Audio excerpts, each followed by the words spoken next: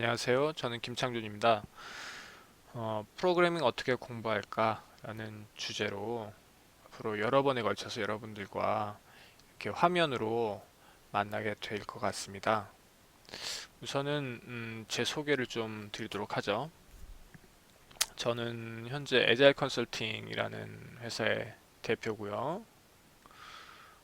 어, 여기서는 이 회사에서는 저는 이제 개인과 조직의 변화를 도와주는 일을 하고 있습니다.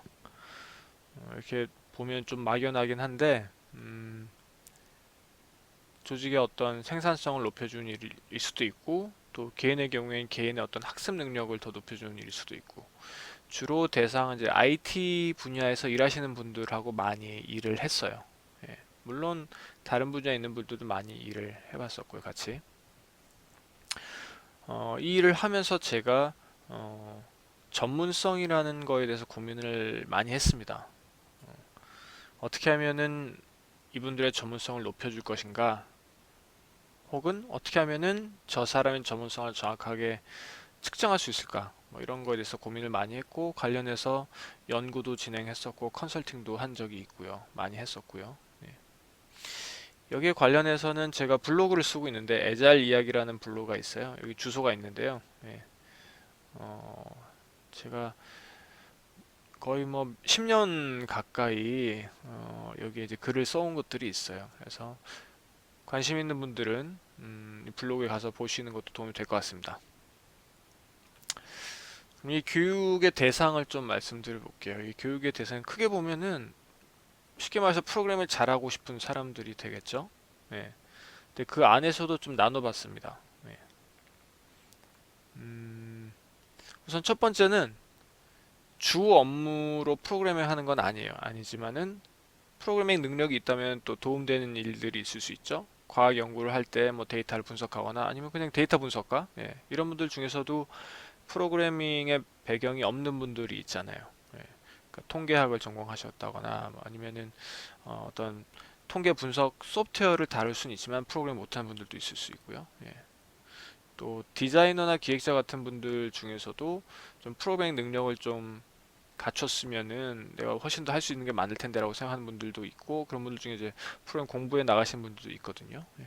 그런 분들이 먼저 첫 번째 타깃이 될 수 있을 것 같고 또 프로그래머가 되려는 사람들 취업을 앞뒀거나 뭐 아니면 대학에 이제 입학을 했거나 혹은 뭐 업종 전환을 좀 하려는 사람들 그러니까 프로그래밍을 이제까지는 잘 몰랐지만 이렇게 뭔가 하려는 사람들도 있을 수 있고요. 그다음에 마지막으로 이제 이미 프로그래머인 사람들 예, 개발 일을 하는 사람들인데 업무 능력을 향상시키고 싶다. 내가 현재 어떤 언어를 쓰고 있는데 그 언어를 더 잘 쓰고 싶다. 라든가 혹은 커리어 관리를 위한 미래 투자라는 거는 현재 업무에서 쓰고 있지는 않지만은 마치 뭐좀 가능성이 높은 주식을 미리 사두는 것처럼 어, 내가 좀 관심 있는 기술을 미래에 뜰 것 같은 기술을 이렇게 공부하는 그런 사람들도 될 수 있겠죠. 예. 그래서 이런 세 가지의 어떤 그룹을 이제 타겟으로 하는데 저는 이번 교육에서는 주로 첫 번째는 두 번째 그룹, 예, 이두 그룹에 조금 초점을 맞춰 보려고 합니다. 예. 물론 이 그룹의 분들도 에 대해서도 다룰 거예요. 예. 그렇지만 이번에는 좀 더 초보자인 분들, 좀 더 초점을 맞춰 볼까 합니다. 문제의식. 예. 이런 집단의 분들이 어떤 문제의식을 갖고 있을까?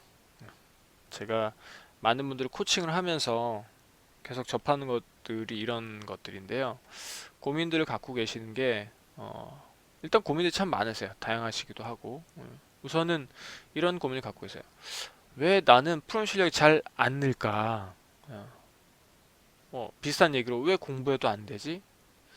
그러니까 예를 들면 파이썬이라는 언어를 나는 분명히 책도 한 권 봤고, 나름대로 어떤 뭐 프로그램도 뭐 짜봤고 했는데 자신감도 없고 뭐 제대로 못하겠어요. 뭐 그런 게 있을 수 있죠. 실력이 다른 사람이랑 보면 차이가 여전히 많은 것 같고. 예. 혹은 이런 경우도 있죠. 자기가 어떻게 공부를 하고 있어요. 그런데 뭐 어떤 책을 일편일필 보고 있는데 의구심이 드는 거죠. 이렇게 공부하는 게 맞나? 예.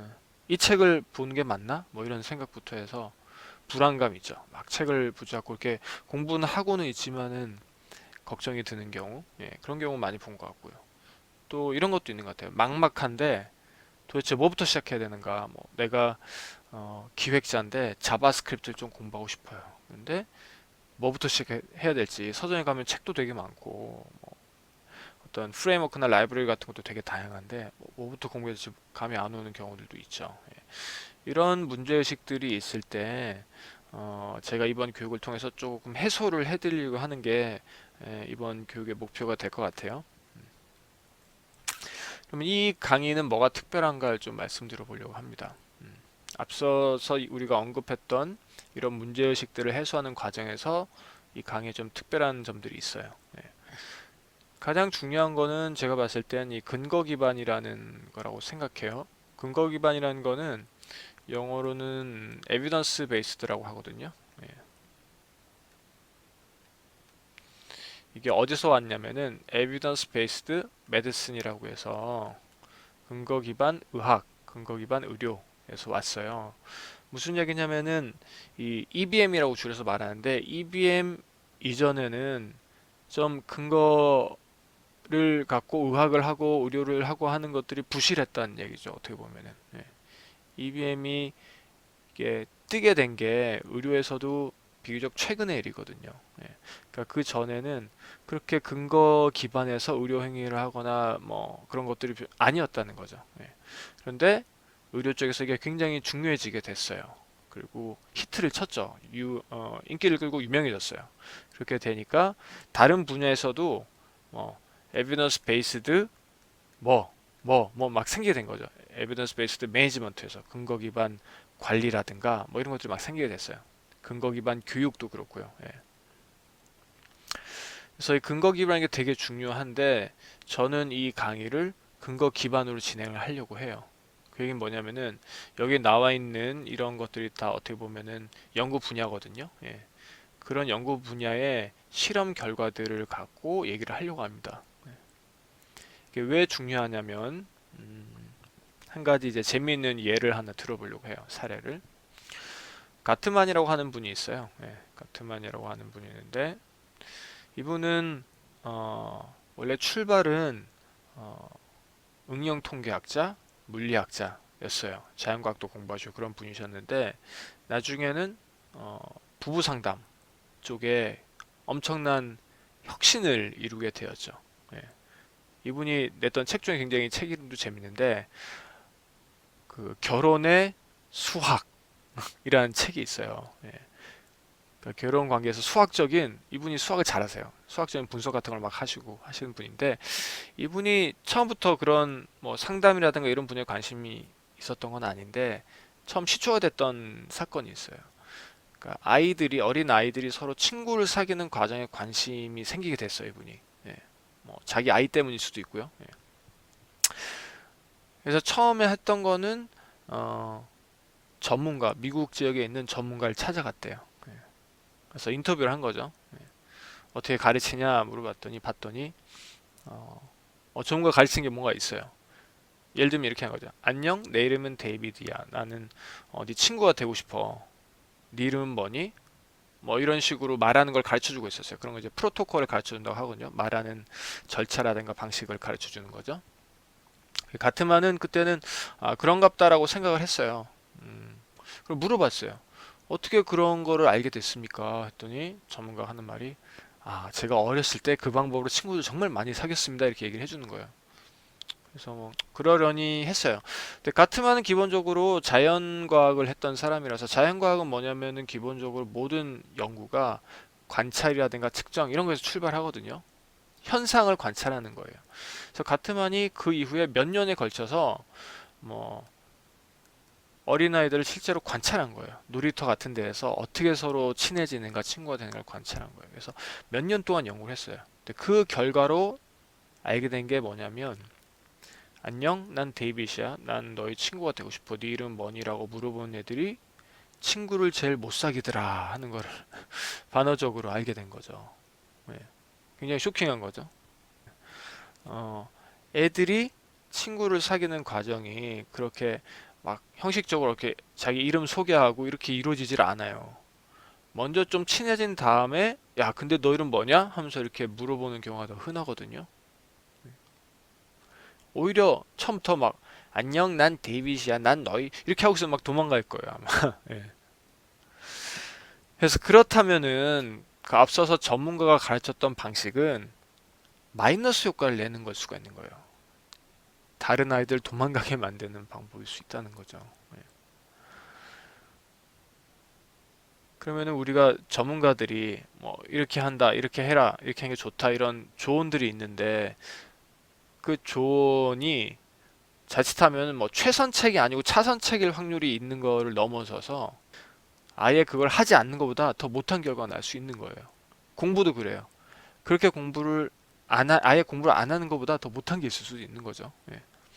그런 것 때문에 특히나 이런 근거 기반이 중요하다고 할 수 있는 거죠. 예. 사실 보면은 소프트웨어 공학 쪽에서도 보면은 어, 전문성 연구라는 면에서 보면 좀 잘못된 것들이 많이 있어요. 예. 그렇게 하는 것이 좋은 게 아닌 것들이 있어요. 근데 그게 교과서에 실려 있는 것도 있죠. 옛날 연구 때문에 그런 거예요. 업데이트가 안 된 것도 있거든요.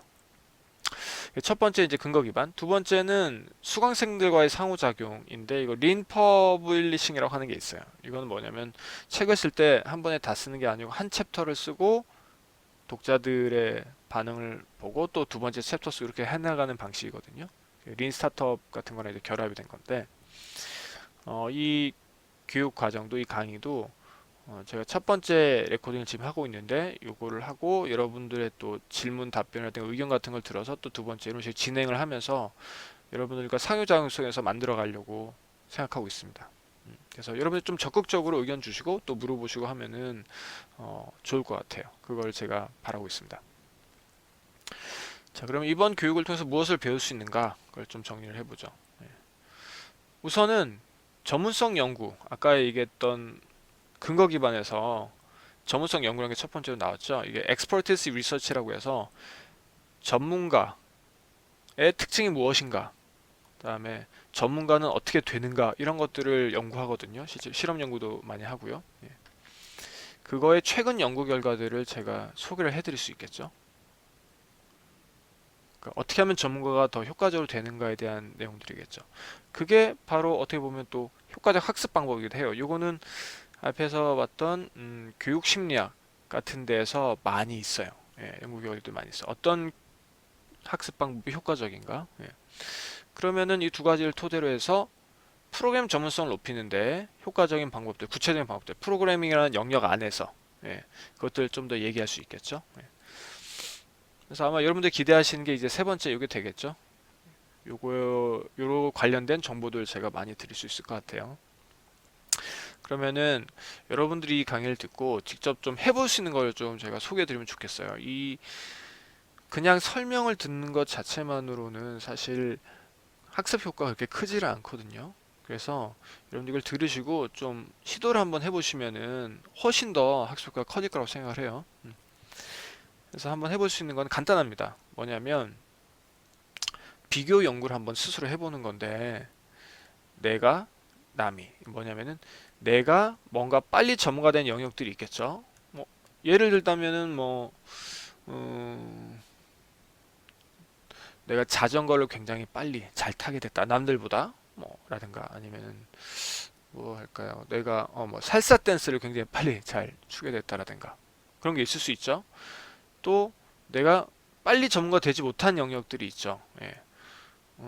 많이 했는데도 잘 안 느는 거가 있을 수도 있고 혹은 뭐 나한텐 중요하지만 내가 별로 공부를 못한 부분도 있을 수 있고 여러 가지 있겠죠. 그래서 이런 부분들을 자기가 나열을 해보는 거예요. 나열을 해본 다음에 이 두 그룹 간의 차이점을 찾아봐요.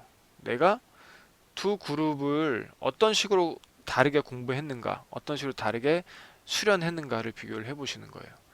마찬가지로 남에 대해서, 그래서 자기 주변 사람들, 결혼했다면 아내에 대해서 할 수도 있고, 뭐 친구에 대해서 할 수도 있고, 자기 직장 동료에 대해서 할 수도 있고, 나와 뭐 다른 어떤 경험을 가진 사람에 대해서 할 수도 있고, 비슷한 경험 가진 사람에 대해서 할 수도 있겠죠. 예를 들면 그 동료 중에 하나가, 나는 잘 모르지만 자바스크립트를 굉장히 잘해요. 예. 그러면은 그 사람이 어떻게 그렇게 뛰어나게 됐는가? 그거랑 반대로 그 사람도 뛰어나지 못한 영역이 있겠죠? 뭐 연습을 좀 했지만은 그럼 그 두 개를 또 물어보는 거죠. 인터뷰를 하는 거죠. 어떤 차이가 있었냐? 공부하는 과정에서 어떻게 다르게 공부했냐? 뭐 이런 것들 여러 가지 차이점들 물어볼 수 있겠죠. 그래서 이런 것들을 해보시면은 여기에서 뭔가 그 차이가 나올 거예요. 그 차이점들이 사실은 앞으로 시간에서 우리가 이야기할 것들하고 연결될 게 되게 많을 거예요.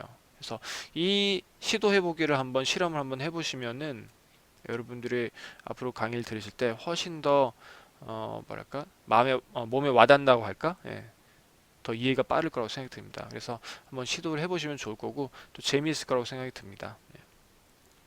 여기까지 저희가 오늘 첫 번째 교육을 한번 다뤄봤고요. 여러분들 또 질문이라든가 의견 같은 거 주시면 그걸 토대로 해서 두 번째 강연에서 뵙도록 하겠습니다. 들어주셔서 감사합니다. 다음 시간에 또 뵙겠습니다.